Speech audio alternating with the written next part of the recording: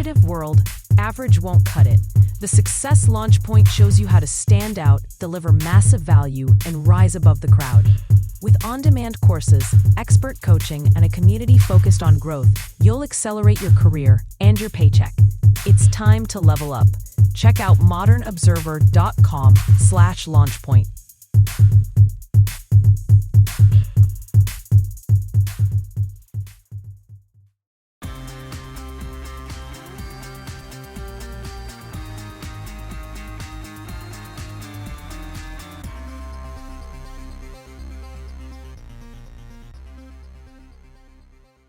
Epstein files to be released, a major internet outage, turkey production down, and more.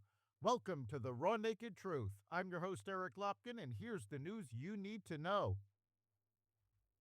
The Trump administration announced Tuesday that the Department of Education signed a series of interagency agreements to shift power from a handful of its offices and programs to other federal agencies, as it works to dismantle the federal department for good. The Trump administration is taking bold action to break up the federal education bureaucracy and return education to the states, Secretary of Education Linda McMahon said in the Tuesday press release. Cutting through layers of red tape in Washington is one essential piece of our final mission. As we partner with these agencies to improve federal programs, we will continue to gather best practices in each state through our 50-state tour, empower local leaders in K-12 education, restore excellence to higher education, and work with Congress to codify these reforms. The Department of Education announced 6 interagency agreements Tuesday with the Department of Labor, the Department of Health and Human Services, the State Department, and the Department of the Interior to co-manage or take a growing role in managing certain offices and programs, according to a background call with the media.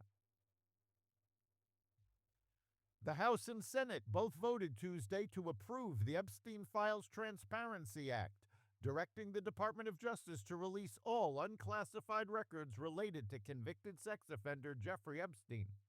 The House voted overwhelmingly 427-1 to pass the act, and the Senate quickly followed by unanimous consent, sending the bill to President Trump for his signature. Trump said he will sign the legislation. Meanwhile, Larry Summers, a former Treasury Secretary under President Bill Clinton, a member of the Obama administration, and the former president of Harvard University, said he's stepping back from public life after his apparent conversations with Jeffrey Epstein were released last week by the House Oversight Committee. I am deeply ashamed of my actions and recognize the pain they have caused. I take full responsibility for my misguided decision to continue communicating with Mr. Epstein, Summers said in a statement on Monday. Summers is currently a member of Harvard's faculty, according to the Harvard Crimson. An outage at the internet service company Cloudflare took a large swath of the internet offline for 4 hours yesterday morning, including X, ChatGPT, and Spotify. The company, whose services are used by approximately 20% of all websites, said the cause was a single configuration file that got too big. Honda announced Tuesday that it is recalling roughly 256,000 Accord hybrid vehicles in the U.S. due to a software glitch that could cause loss of power while driving, increasing the risk of a crash or injury. The recall covers certain Honda Accord hybrids between the 2023 and 2025 model years, the supplier said in a press release. Due to a software error, the Integrated Control Module, Central Processing Unit, may reset while driving, causing a loss of drive power, the National Highway Traffic Safety Administration said in a recall report.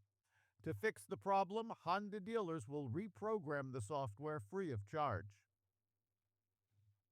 U.S. turkey production has fallen precipitously after bird flu forced farms to cull millions of birds, cutting commercial output to 195 million in 2025, a 40-year low.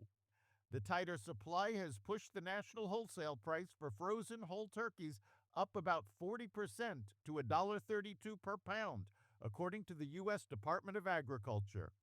Retailers are still expected to stock frozen birds and use brands like Butterball as loss leader specials to draw holiday shoppers.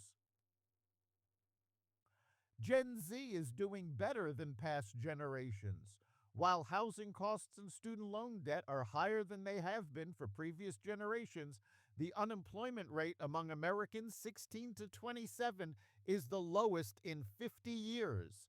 In 2022, the median wealth of Americans under 35 was the highest on record, and the median 25-year-old made 50% more than a baby boomer did at the same age. That's the Raw Naked Truth.